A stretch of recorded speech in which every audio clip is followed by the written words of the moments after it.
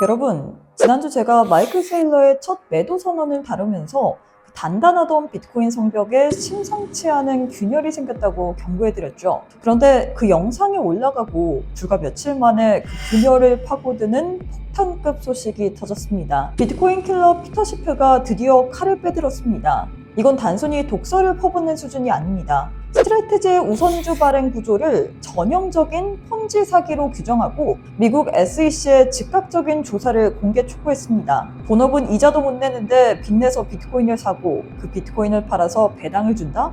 이건 명백한 돌려막기다. 시프의 이 한마디에 시장은 다시 공포에 휩싸였습니다. 하지만 여러분, 진짜 소름 돋는 건 그 다음입니다. 전 세계가 사기라고 손가락질하던 그날 밤 마이클 세일러는 보란듯이 535개의 비트코인을 추가 매수했다는 공시를 올렸습니다. 남들이 고발할 때 오히려 쇼핑을 계속하는 이 무시무시한 광기, 이건 세일러의 정면 돌파일까요? 아니면 벼랑 끝 사기꾼의 발악일까요? 오늘은 피터 시프가 주장하는 폰지 논리의 허점과 세일러가 설계한 16조 원 규모의 재무 시나리오를 하나하나 파헤쳐 보도록 하겠습니다. 자, 먼저 지금 시장이 어떤 흐름으로 가고 있는지 크립토 매거진 홈페이지의 뉴스란부터 빠르게 훑어볼까요? 여기 초록색 기사 제목 보이시나요? 피터 시프, 스트래티지 우선주는 폰지다라고 주장하면서 지금 미국 SEC의 즉각적인 조사를 공개 촉구하고 나섰습니다. 사실 지난주에 제가 이런 말씀 드렸잖아요. 세일러가 주주들 배당금 챙겨주려고 비트코인 팔 수도 있다는 가능성을 언급했었는데 피터 시프는 이걸 딱 보고 이거 봐라, 이게 바로 폰지의 결정적인 증거다 라고 규정을 해버린 거예요. 여러분도 아시다시피 폰지 사기라는 게 뭡니까? 실제 사업 수익은 없는데 신규 투자자 돈 받아서 기존 사람들한테 수익이라고 떼어주는 구조잖아요. 시프의 주장은 아주 명확하고 날카롭습니다. 스트래테지가 명목상으로는 소프트웨어 회사지만 정작 본업에서 나오는 현금 창출력으로는 연간 8억 달러가 넘는 그 천문학적인 이자 비용이랑 배당금을 도저히 감당할 수 없다는 거죠. 그런데 도대체 무슨 수로 주주들한테 연 11.5%라는 말도 안 되는 고액 배당을 약속하냐는 겁니다.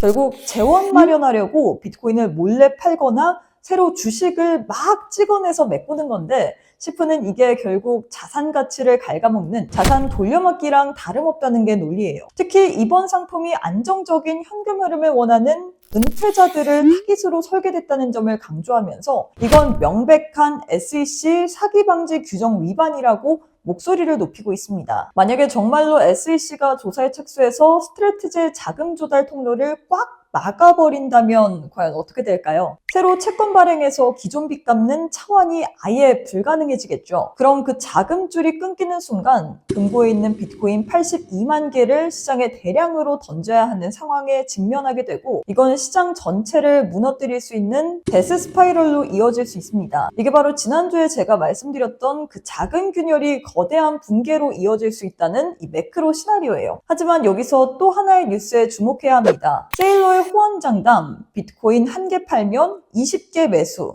은행권 규제 공세엔 정면 충돌. 세일러 회장 역시나 가만히 있을 사람이 아니죠. 오히려 기존 은행들이 자기네 파괴적인 수익 모델을 시기해서 규제 기관을 흔들고 있다고 맞불을 놨습니다. 비트코인을 현금화하는 능력이 곧 시장의 신뢰를 얻는 방법이고 한 개를 팔더라도 20배, 30배를 더 사들여서 순매수자 지위만 유지한다면 파산은 없다는 논리입니다. 그러면서 스트래티지를 비트코인판 부동산 개발업체라고 불러달라고 합니다. 빚내 에서 땅 사고 그 가치 상승분으로 배당 주는 게 왜 사기냐는 거죠. 과연 이 호언장담이 실제 재무 데이터로 가능한 일일까요? 피터 시프가 사기다 고발하겠다며 난리치던 그날 밤 세일러가 올린 최신 트윗 한번 같이 보실까요? 내용을 보면 스트래티지가 비트코인 535개를 약 4,300만 달러에 추가로 샀다라는 공시를 했습니다. 우리 돈으로 한 580억 원 정도인데 1조 원이라고 하더니 겨우 580억이야? 라고 생각할 수도 있어요. 하지만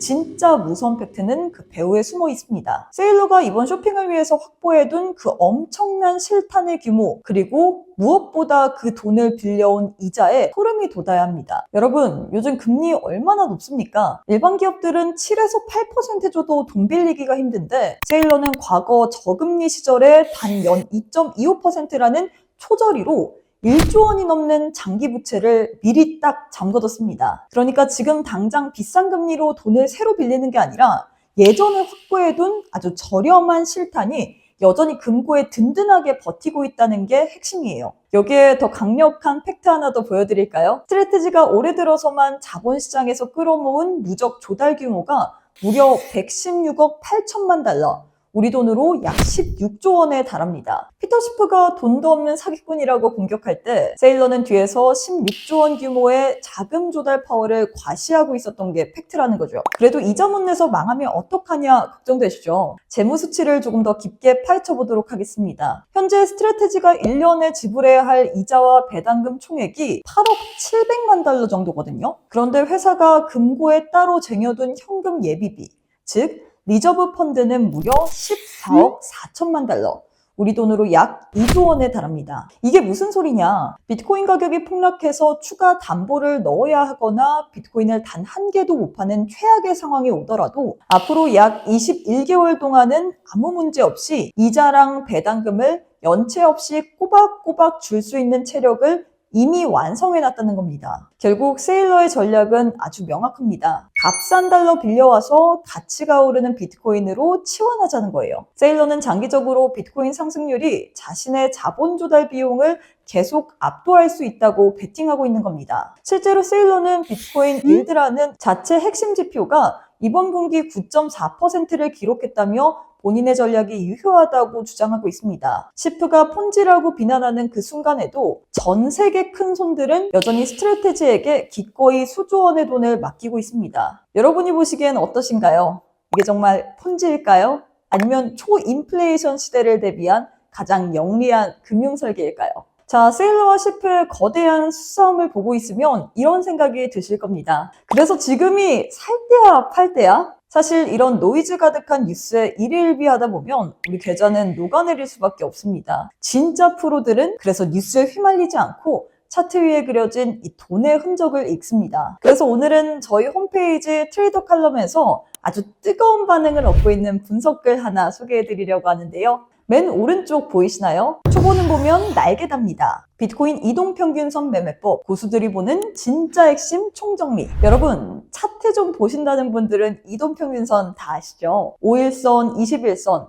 근데 왜 내가 사면 떨어지고 내가 팔면 오를까요? 그건 여러분이 이동평균선을 그냥 선으로만 보시기 때문입니다. 고수들은 이동평균선을 시장 참여자들의 평균 매수 단가와 심리적 보루로 해석합니다. 예를 들어 장기 이평선 근처에 캔들이 자꾸 저항을 받고 윗꼬리를 달며 밀린다? 이건 세일러가 아무리 비트코인을 사도 시장의 매도 압력이 더 강하다는 무시무시한 시그널입니다. 반대로 횡보하던 주가가 단기, 중기, 장기 이평선을 차례로 정렬시키면서 고개를 드는 정배열 초기 구간. 이건 기관들이 개인 모르게 매집을 끝내고 축포를 쏘기 직전에 은밀한 신호거든요. 지금 세일러의 물량이 시장을 흔드네 만회하는 상황에서 진짜 고수들이 이평선을 통해 골든크로스의 함정을 어떻게 걸러내고 이 데드크로스 직전의 지지선을 어떻게 귀신같이 찾아내는지 제가 여기서 다 말씀드리면 칼럼 쓰신 분이 화내시겠죠? 특히 이번 칼럼에는 단순히 이론적 내용이 아니라 상승 추세가 끝나는 시점에 이평선이 어떻게 지지선 역할을 하는지, 그리고 그 지지선이 뚫렸을 때 찾아올 거대한 폭풍을 어떻게 피해야 하는지에 대한 실전 가이드가 완벽하게 정리되어 있습니다. 뉴스라는 안개를 걷어내고 차트라는 실체를 보고 싶은 분들, 지금 바로 크립토 매거진 홈페이지 트레이더 칼럼에서 확인하시길 바라겠습니다. 고수들이 절대 개인에게 풀지 않았던 그 비밀 지표의 세팅법, 이제 여러분이 날개를 달 차례입니다.